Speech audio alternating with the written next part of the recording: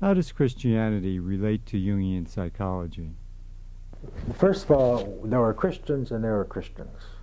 And not all Christians are alike. And the kind of Christianity that I espouse, I'll tell it best by an anecdote. My father was a minister. And the rectory where we lived was right contiguous with the church. And he had a library, which was not remarkable, but he had a library. His library had the writings of all the philosophers. It had the early writings about Einstein's theory of relativity and those discoveries that were just beginning to be made. It had works about all kinds of things on history. It had works on the Greek language. And it was a very rich kind of a library. I was attracted to his library. I could read any book in his library. I always had to bring them back. But I could read any book at all. I could read atheistic philosophers, because that was part of the world of thought. So it was a very open and free intellectual and spiritual atmosphere, and that's what I thought Christianity was all about. I still think that's really what it's all about. So for me, my experience with Christianity was that it was a religion in which the mind is free to explore. And that which is true will attract the mind. And you don't need to be afraid of being led astray, because the truth will bring you back. There isn't something called Christianity as though it was one homogeneous kind of a block and attitude and so forth and so on. That doesn't exist. There are different ways people have of exercising their Christianity. So I'm talking now about the kind of Christianity where the mind is free to explore as it will, and confident in the ability of the truth to bring the mind back to its proper center. I think that's a very important distinction, because nowadays the more fundamentalist aspect of Christianity, while it certainly has some fine things to commend it, but it's sort of taken the stage, and so many people identify Christianity with Christian fundamentalism.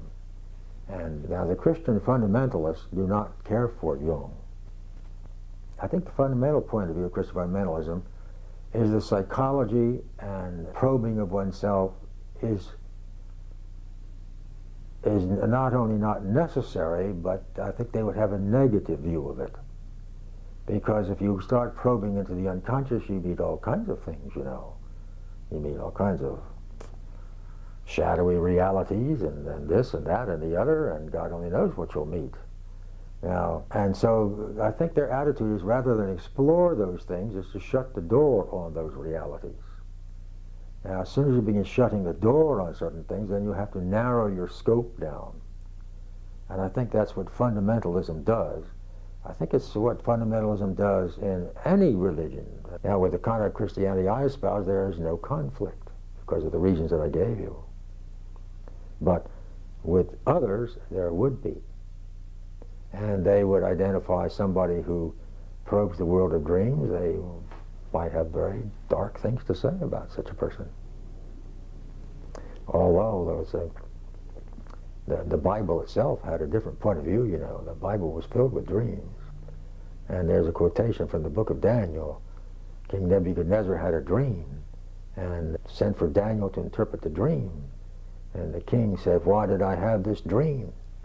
And the answer that Joseph gave was, "The dream has come to you, O king." It was Daniel, not Joseph. "The dream has come to you, O king, in order that you may know the thoughts of your inmost mind." Now that's exactly, in that one sentence, is the theory of contemporary Jungian-type depth psychology with regard to dreams. But that aspect, that very open and exploring aspect that we find in many places in the Bible, is not always well represented in what you might call the general way of looking at things.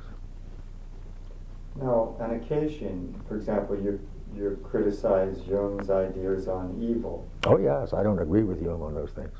I turn the same probing mind to my Jungian mentors and to Jung himself as I do anywhere else. And I'm not a slave to what Jung felt and believed. And Jungians aren't expected to be a slave to what Jung felt and believed. And Jung did have a sort of a way of dealing with the very nature of evil, and he made ambiguous statements about the confusing statements, and spoke of God and God had being good and evil and darkness and God and things like that. And he really was never clarified those things very well. And he was deaf against one of the Christian viewpoints about evil known as the Privatio Boni, which is a thing that says that evil has no reality in itself. It's the deprivation of the good. And he felt that was a very dangerous standpoint to have, because it minimized the reality of evil. And so, in that sense, he disagreed with a good deal of the Christian point of view about it. But I defended the doctrine of the Privatio Boni, but rather enlarged the scope of understanding of it. And I've gone into this in some of my writings. So there, you see, I don't agree with you. I don't see evil as an integral part of God. I see it as something allowed for the higher purposes of God. And in that respect, I differ from Jung. Jung's epistemology of the knowledge of God would be that the knowledge of God is mediated to consciousness through the self. The self is the archetype of God. And that's the way that one knows the nature of God. And he would tend to nullify theological speculation. And his argument would be that the self contained both good and evil. Now, first place, I don't agree with his premise that the only way to the knowledge of God is through the archetype of the self, the archetype of order and completeness within the psyche. He had sort of an encapsulated kind of a epistemology, and I don't agree with that. Nor do I agree with his premise that the self is a compendium of good and of evil. He confused the words light and dark with good and evil. And yes, in the image of totality that the self represents, there's light and there's dark. But dark is not, you see, intrinsically evil. It's indeed the complement of light. One wouldn't know there was light if there wasn't also dark. But it's not tantamount to evil. Now this is where Künkel comes in. Because Künkel said, evil does not come, genuine evil does not come from the self, it comes from the ego. And to the extent that the ego is in an egocentric state, it partakes of the nature of evil. And that's so I remain a Künkelian because he has that emphasis on the importance of the ego itself. In Jungian psychology, the ego is, we sometimes get the feeling that the main function of the ego is to observe the self, and that it's not an active agent of its own. So I would see that to the extent that human beings are egocentric, the ego partakes of the nature of evil. And that's not a Jungian position, that's Künkel's position. We have to have a broad definition of individuation. The narrower definition of individuation is that individuation comes as one becomes increasingly psychologically conscious, and then one individuates. And there's certainly a lot of truth to that. But that's by no means the only way people individuate. They can individuate very well without any formal psychological approach. It's, in the long run, it's how one lives one's life and how you meet what comes up in life that leads to individuation. And it can't be encapsulated in the Jungian idea of a purely psychological individuation. And I think that the real individuation takes place not only as people become more psychologically aware of who they are, but it takes place as one meets life. And especially as one meets the dark side of life, the difficulties of life. So one of my particular spiritual heroes was James Stockdale. Do you remember James Stockdale? James Stockdale was an aviator who was shot down in the, there's so damn many wars nowadays. You can eliminate the damn if you like. It was during the Vietnamese war, in Vietnam. And anyway, Stockdale was incarcerated in solitary confinement for many years. And finally, when that conflict was over, he was released. And he has written up his episode there.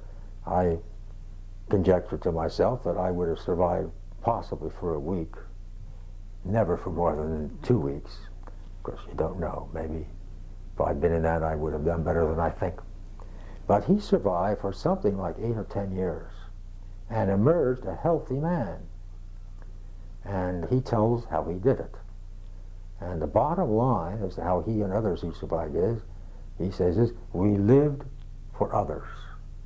And that's how we survived. We lived for our comrades. And that's how we did it.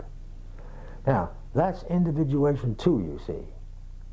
And it's individuation through having been in the fire. And anything that was weak got burned away. And the self emerged in the we-ness of those men who shared the same experience. And that gets back to Künkel. Künkel said there was a we.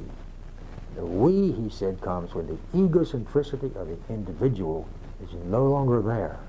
Then one can have a true we relationship with one's comrades in life. And see, that's something Jungian psychology lacks. Künkel's psychology included it. Experiences like the one I dwelt upon here bring that about.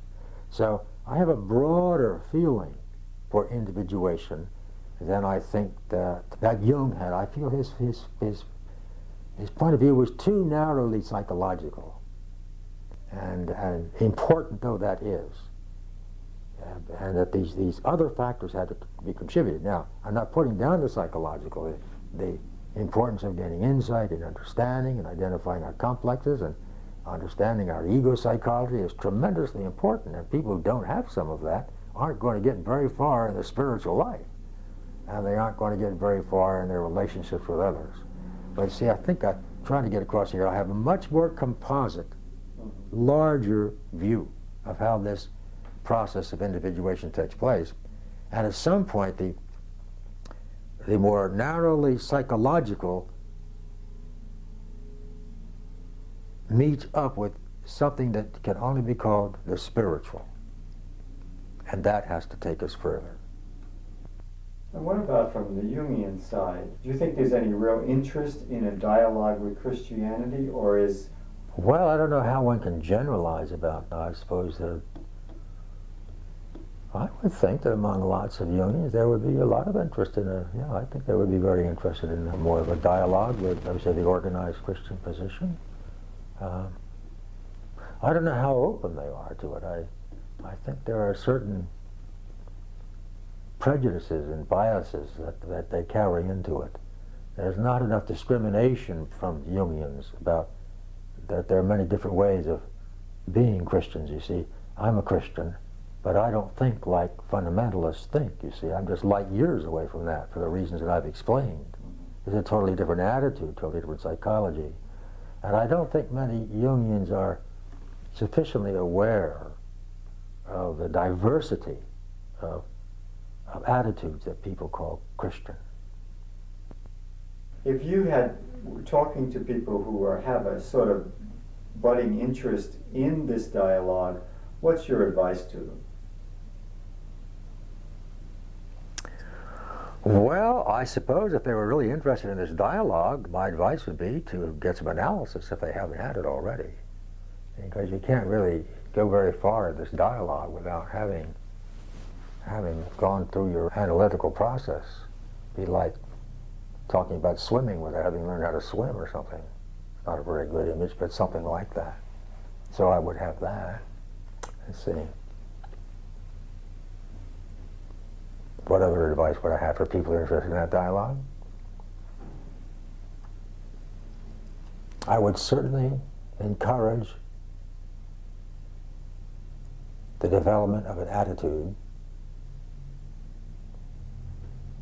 which is capable of and willing to just look at something to see what it is.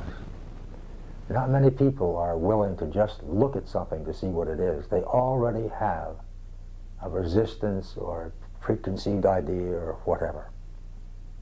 And then one is blind to what is really there because of these preconceived ideas and things. So it takes that kind of a cultivation to be able to stand back and say, now what is this thing really, you know? What is it really? And be objective about it and open to it.